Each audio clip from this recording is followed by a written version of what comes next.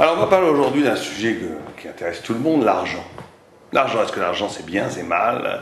Bon, tout le monde va dire ça dépend de ce qu'on en fait, on aura raison de répondre ça. Mais qu'est-ce que la Torah pense profondément de l'argent? Or, vous savez que la Torah dit, en tous les cas les Midrash disent, que celui qui a inventé l'argent c'est la Torah, c'est Abraham Avinu. La notion d'argent a été inventée par la Torah.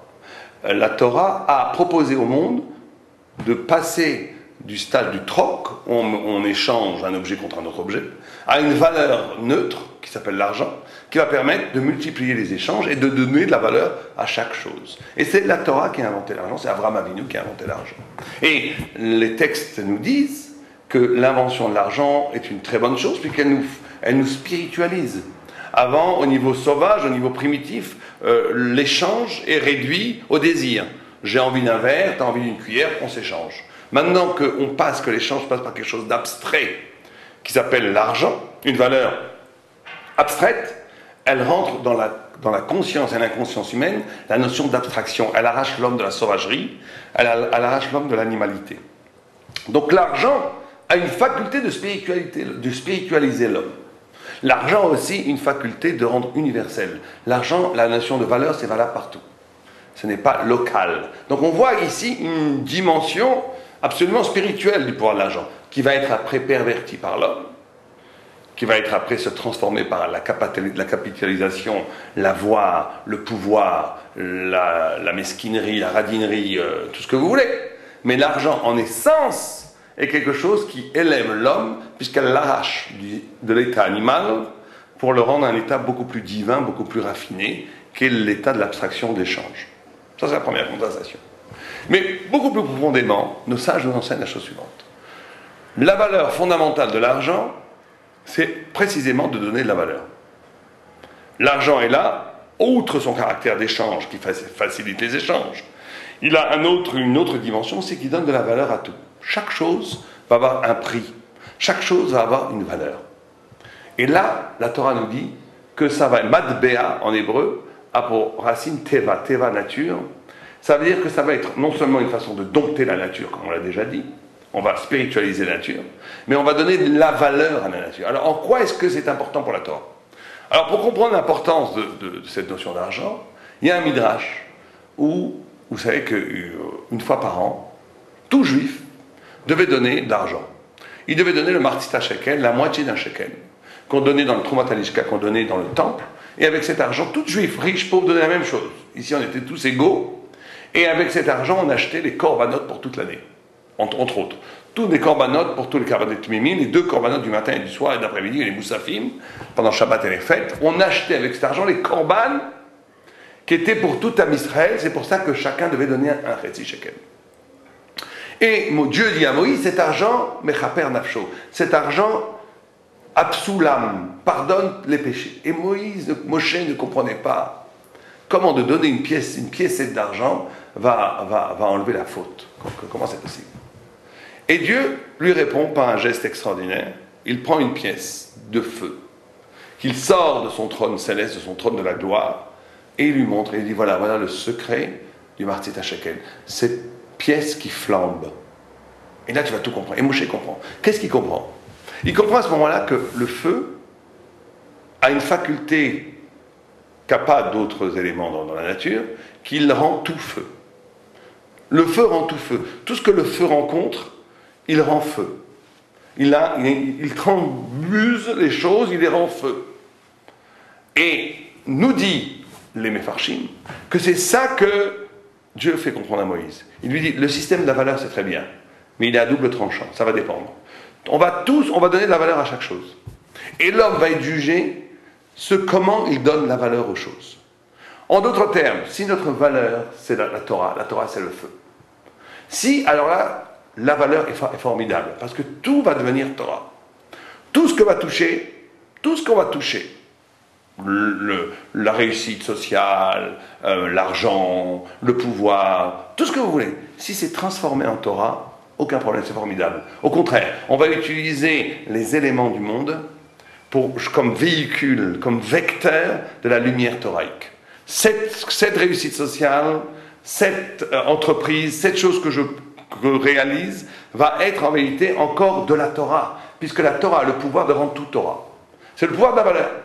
Mais, Chaz et Shalom, si on fait le contraire, si en vérité la valeur est une valeur sociologique, la réussite sociale par exemple, ou la réussite tout court, ou la valeur de me réaliser moi par exemple, je vis pour me réaliser. Et la Torah est un moyen pour me réaliser, vous vous rendez compte? Là, à ce moment-là, la valeur suprême est mon intérêt, me réaliser. Et la Torah tombe sous le coup de la valeur qui est la valeur ultime de mes actes et de me réaliser. Et là, on est dans quelque chose de complètement pervers, où la Torah est au service de mon propre désir. Et là, c'est la valeur qui est renversée, c'est la catastrophe.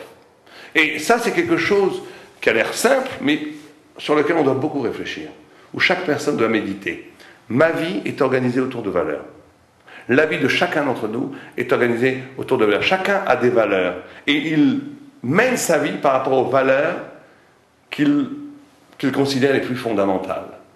La question que tout le monde doit se poser, c'est de savoir dans ma vie, quelle est la valeur suprême?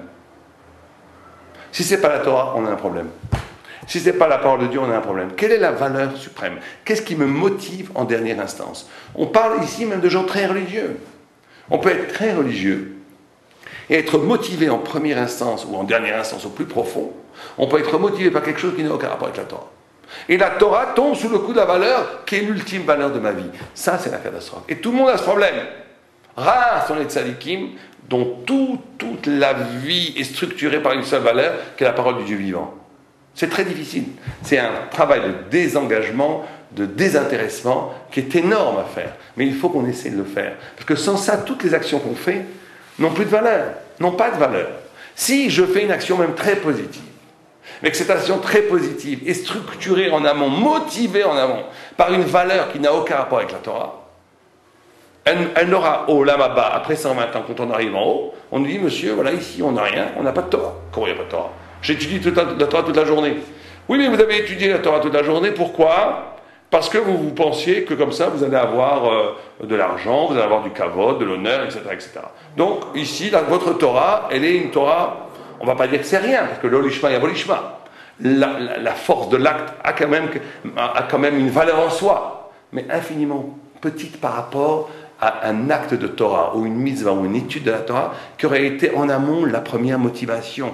La première motivation, je fais les choses parce que je considère que la valeur la plus importante, c'est la Torah. Alors quand je fais ça, tout devient kadosh. Parce que je vais manger un bon beefsteak qui est très bon, sans problème, mais je le fais pour avoir des forces pour étudier la Torah, etc., etc. Tout est sanctifié, tout est rédimé. Et vous savez que le Rabbeinu Yonah nous dit ça. Rabbeinu Yonah nous dit que Ish lefi me'alelo. Si on veut connaître quelqu'un, on doit connaître quelqu'un, qu'est-ce qu'il admire. Si on sait ce qu'il admire, en dernière instance, on sait qui il est. Vous voulez connaître quelqu'un, tester quelqu'un, vous demandez qu'est-ce que vous admirez. Qu'est-ce que vous admirez? Automatiquement, vous saurez qui il est. Au point où Rabbeinu Yonah nous dit une chose extraordinaire, il nous dit, si vous avez quelqu'un qui connaît toute la Torah, qui étudie jour et nuit, qui fait toutes les mitzvot, qui a un très grand Talmid Chacham, mais quand il voit un autre Talmid Chacham, ça lui fait ni chaud ni froid. Il voit une autre personne qui est très très riche, là il se lève, il admire, il voit cet homme est riche, il lui donne du kavod. Ça c'est un bonhomme. L'autre bonhomme, un homme simple qui ne sait pas étudier, qui fait les mitzvot mais qui ne sait pas étudier. Quand il voit un homme riche, il s'en fiche complètement. Quand il voit un Talmid Chacham, il se lève, il admire la Torah. Dit le Rabbeinu Yonah, Ish lefi me'alelo, l'homme d'après ce qu'il admire. Cet homme-là, le deuxième, qui est un bourbe et un maharet, qui ne connaît rien, est infiniment plus proche de la Torah que le premier. Il ne dit pas plus tzaddik que le premier, il dit plus proche que la Torah. Plus proche de la Torah que le premier. Parce qu'un homme est défini par ce qu'il admire.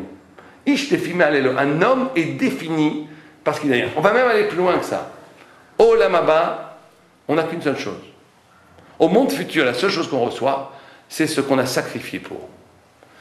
Combien on a admiré quelque chose assez pour sacrifier vraiment pour. C'est la seule chose qu'on a. Ça explique, et ça répond à la question comment ça se fait que les femmes ont du Olam Haba. C'est que la Torah dit que l'Olam Haba, on ne l'a qu'avec la Torah. Les Maasim Tovim, c'est comme les meubles au Olam Haba, c'est des choses en plus, mais l'endroit du Olam Haba, le lieu de l'éternité, il n'est bâti que par la Torah. Et la Gemara répond, la Gemara pose une question, elle dit alors, les femmes, comment est-ce qu'elles vont être zochées du Olam Haba? Elles n'étudient pas la Torah. Et la réponse que donne la Gemara est une réponse tout à fait curieuse. La Gemara dit, les femmes l'auront par le fait qu'elles ont amené leur enfant à la Torah, au Talmud Torah, qu'elles ont attendu leur mari, qui étudiait la Torah, etc., etc. Tout le monde pose la question en disant, mais ça aussi c'est encore une mitzvah. Alors on va dire c'est une sorte de partenariat, puisqu'elles aident leur enfant à étudier la Torah, puisqu'elles aident leur mari à étudier la Torah, elles font partie de la Torah, donc elles ont aussi leur lamaba. Bon, mais le Brisker Rov n'aime pas cette réponse, il dit non. Si on nous a dit avant que la seule façon d'avoir le Olam Haba, l'éternité, c'est par le savoir de la Torah, en quoi une femme va aider son mari à étudier la Torah, ça va lui donner un savoir? En vérité, la réponse, elle est lumineuse. La réponse, c'est que Ishtefi me alelo, l'homme est défini par ce qu'il admire. Ça veut dire que si j'admire vraiment la Torah au point où je suis prêt à sacrifier, de ne pas être avec mes enfants, de ne pas être avec mon mari, de sacrifier pour la Torah, en vérité, j'ai compris, c'est une compréhension. C'est une extraordinaire compréhension. Et c'est cette compréhension de l'importance de la Torah qui nous fait gagner l'Olam Haba.